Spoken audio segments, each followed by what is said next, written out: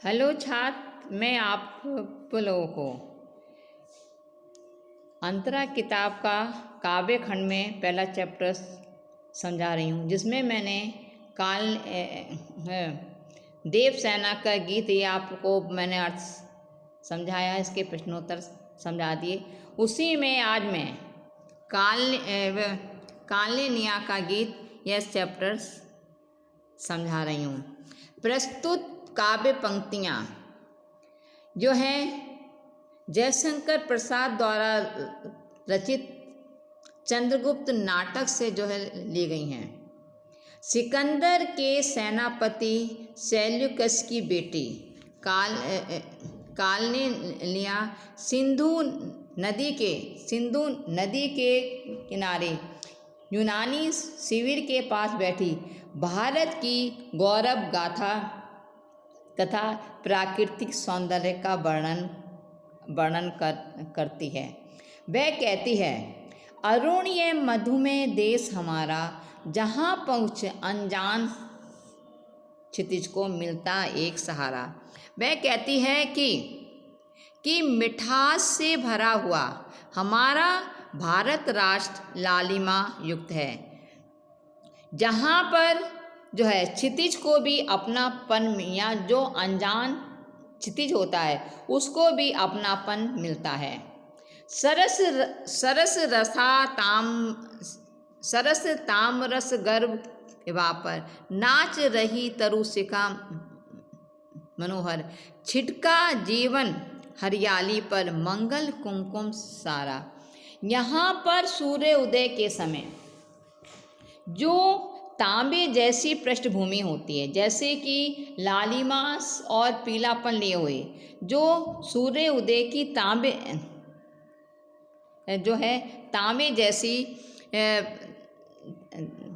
तांबे जैसी पृष्ठभूमि में तरु शिखाएं नृत्य करती। तरु माने पेड़ की जो चोटियां हैं वह नाचती हुई प्रतीत होती हैं, और उन हरे हरे पत्तों पर हरियाली पर वह जो सूर्य की लाल लाल किरणें पड़ती हैं, तो ऐसा लगता है कि मानो हरे भरे फलते फूलते जीवन पर पवित्र कुमकुम बिखरा हुआ हो। अर्थात प्रत्येक चीज में जीवन तथा पवित्रता है। लघु सुरधनु के पंख पसारे, शीतल मलय समीर सहारे, उड़ते खग जिस ओर किए, समझ नीड़ निज प्यारा। जहाँ पर सुंदर अपने छोटे छोटे पंखों को फैलाकर मल्याचल पर्वत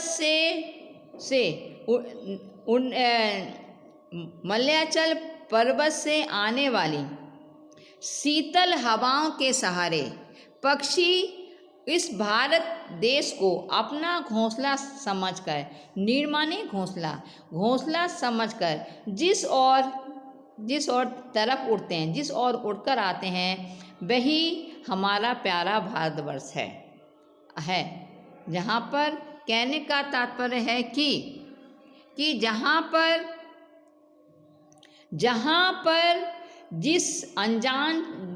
जिसे अपना अनजान जो पक्षी होते हैं, वह पक्षी अपने सुरधनु माने क्या होता है? इंद्रधनुष के समान पंखों को फैलाए हुए सुगंधित वायु के सहारे अपना जिस और निर्माणे घोंसला, जिसे अपना घोंसला समझकर जिस ओर उड़कर आते हैं, वही हमारा प्यारा भारत देश है। जहाँ पर बरसाती आँखों के बादल बनते, जहाँ करुणाजल लहरें टकराती अनंत की पाकर, जहाँ किनारा हेम कुंभ ले उषा सवेरे भरती ढुलकाती सुख मेरे, मदिर ऊँघते रहते जब जब जग कर रजनी भर तारा। यहाँ पर जिस जिस जिस स्थान पर लोगों की बरसाती हुई आँखों के आंसू जल से भरे हुए बादल बन जाते हैं, और जहाँ अनंत की दूरी से आती हुई लहरें भी किनारा पाकर जो हैं टकराने लगती हैं। यह वही हमारा प्यारा भारत वर्ष है। तात्पर्य यह है कि भारत देश के लोगों की आँखों में असीम करुणा की भावना होती है। किसी को भी दुखी देखकर वे सहानुभूति से भरकर उसकी सहायता करते हैं। जिन्हें कहीं भी आश्रय नहीं मिलता, उन लहरों के सहारे भटकते लोगों को भी किनारा देना हमारे देश की विशेषता है।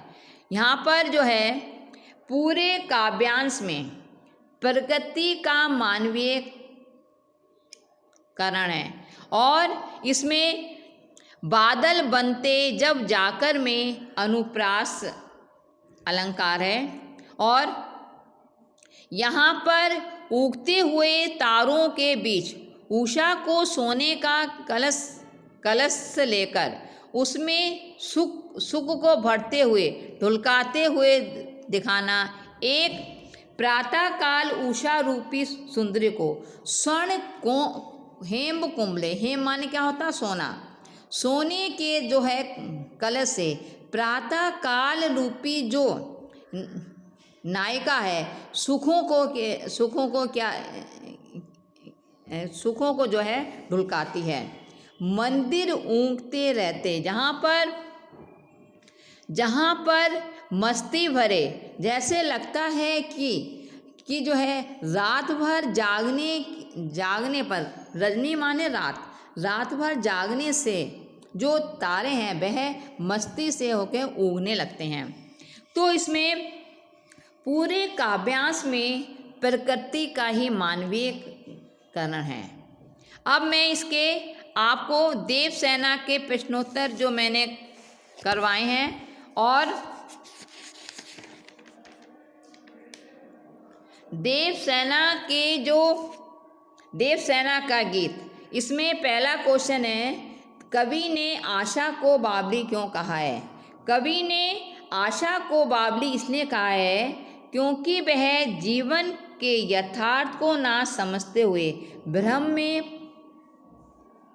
पड़ी रहती है। देवसेना का जीवन संघर्ष से भरा है। वह नियति से हार स्वीकार कर चुकी है। इस विषम परिस्थिति में आशा उसके मन में नई जो है आकांक्षा जगाती है, जिसकी पूर्ति असंभव है। यही कारण है कि कवि ने आशा को बावली कहा है। दूसरा प्रश्न जो मैंने आप लोगों को लिखवाया है, देवसेना की हार या निराशा के क्या कारण थे? देवसेना की हार या निराशा के क्या कारण थे? देवसेना की हार या निराशा का कारण उसकी आशाओं और इच्छाओं का पूरा ना हो पाना था। देवसेना मालवा के राजा और एवं अपने भाई बंधु वर्मा के देहांत के बाद उसके सपनों को पूरा करने के लिए राष्ट्र सेवा का व्रत लेती है। जीवन में देवसेना गुप्त साम्राज्य के युवराज स्कंदगुप्त से गोपनीय प्रेम करती थी, किंतु वह किसी और से प्रेम करता था। निराश होकर जो है देवसेना आश्रम में रहकर भीख मांगती है। जीवन के अंतिम क्षणों में देवसेना को स्कंदगुप्त पाना चाहता है। तब वह कहती है कि वह अपने जीवन के बारे में सोचते हुए अपने अनुभवों में अर्जित दर्द भरे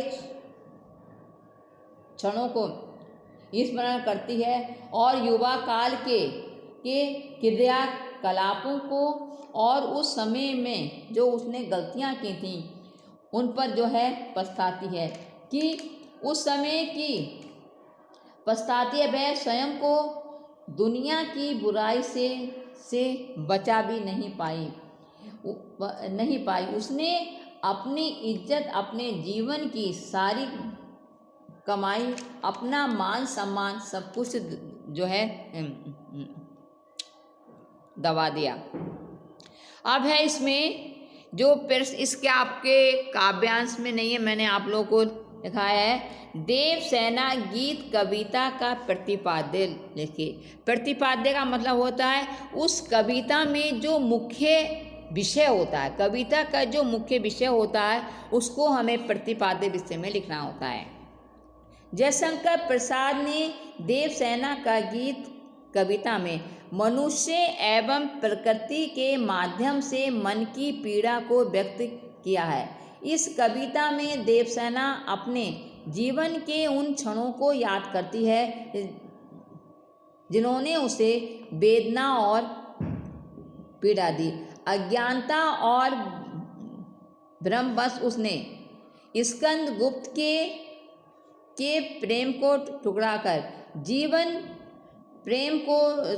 प्रेम निबंधों को ठुकरा कर अपने जीवन में पीड़ा को जो है आश्रय दिया। अपने यौवन में वह अपने आप को सबकी प्यासी नज़रों से बचाते रही। जीवन की संध्या बेला में जो प्रलय उसका साथी बन गया तथा अनंत खामोशी देवसेना का साथ दे रही है।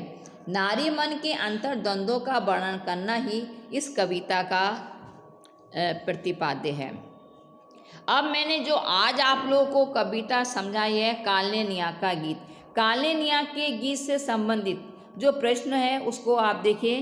कालनेनिया का गीत, ये प्रश्न है, कालनेनिया का गीत कविता में प्रसाद जी ने भारत की किन विशेषताओं की ओर संकेत किया है। कालनेनिया का गीत की काव्य पंक्ति में प्रसाद जी ने भारत की गौरव गाथा तथा प्राकृतिक सौंदर्य को हमारे राष्ट्र की विशेषता और पहचान के रूप में दर्शाया। कवि कहता है कि जिस ओर पक्षी भी अपने प्यारे घोंसलों की कल्पना करके उड़ते हैं वही हमारा प्यारा भारत देश है। गैरों को सर माथे बिठाना और सागर की विशाल लहरों को किनारा देना भारतवर्ष का गुण है और यही वास्तव में हमारे देश की पहचान है। इसी में मैंने आप लोगों को दूसरा प्रश्न जो आप लोग की उससे दिया है, यह है कालनेनिया का गीत कविता का प्रतिपाद्य लिखिए। मैंने आप लोगों को बताया कि प्रतिपाद्य में जो हमारी कविता का मुख्य विषय होता है वह हमें समझाना होता है। अब है कालनेनिया का गीत कविता जयशंकर प्रसाद द्वारा लिखित चंद्रगुप्त नाटक से जो है उद्गृत है। इस कविता में चंद्रगुप्त मौर्य की नव विवाहिता पत्नी भारत के प्राकृतिक सौंदर्य पर मोहित होती है। वह भारत की प्रशंसा में गीत गाने लगती है। उसे भारत देश जो है मधुमेह लगता है। भारत देश मधुमेह लगता है, जहाँ की प्राकृतिक सौंदर्य अनुपम है, जहाँ प्रकृति को देवी माना जाता है। पक्षी मलय सुगंध से जो है आकर्षित हो स्वतः अपने आश्रय स्थल पर पहुंच जाते हैं। जयशंकर प्रसाद ने भारत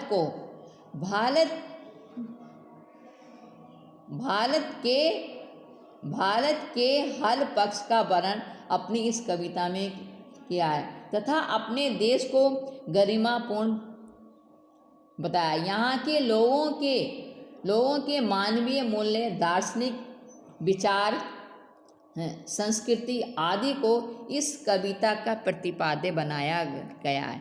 तो इस प्रकार से मैंने आप लोगों को काव्य खंड का प्रथम पाठ देवसेना जयशंकर प्रसाद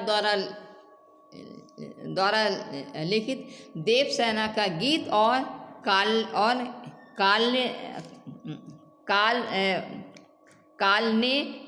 कालनेलिया का गीत मैंने आप लोग को समझाया। इसके प्रश्नोत्तरी मैंने आप लोग को समझा दिए हैं।